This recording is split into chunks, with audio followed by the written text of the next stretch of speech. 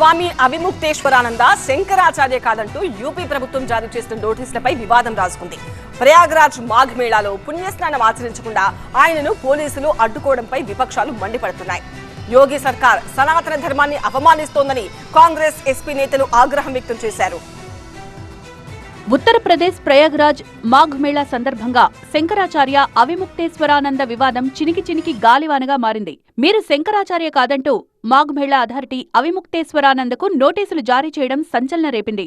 Supreme court ఆదేశాలను ధిక్కరిస్తూ శంకరాచార్య పేరును వాడుకుంటున్నారని నోటీసుల్లో పేర్కొన్నారు. అంతేకాదు 24 గంటల్లో సమాధానం చెప్పాలని కోరారు. అయితే మాఘ్ మేళా అథారిటీ నోటీసులపై తీవ్ర ఆగ్రహం వ్యక్తం చేశారు స్వామి అవిముక్తేశ్వరానంద. తనకు నోటీసులివ్వడం సనాతన ధర్మాన్ని అవమానించడమే అని మండిపడ్డారు. ఆదివారం మౌని అమావాస్య నాడు మాఘ్ మేళాకు పుణ్యస్నానం చేయడానికి అవిముక్తేశ్వరానంద వెళ్తుండగా పోలీసులు అడ్డుకోవడంతో గొడవ జరిగింది.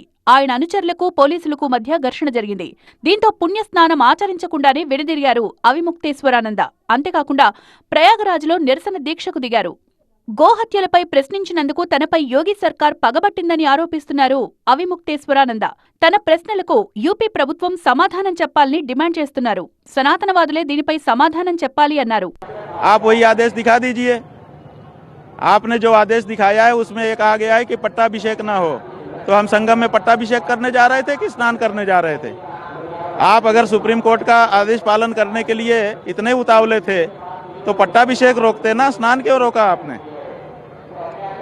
और दूसरी बात है कि आपने आधी बात क्यों बताई जनता को? सुप्रीम कोर्ट की पूरी बात बताना चाहिए। जब सुप्रीम कोर्ट इस आदेश के पहले ही हमको रेस्ट्रेन करने के आदेश को निरस्त कर चुकी थी, तो ये तथ्य क्यों आपने जनता से छुपा लिया? क्यों प्रेस मीडिया से छुपा लिया?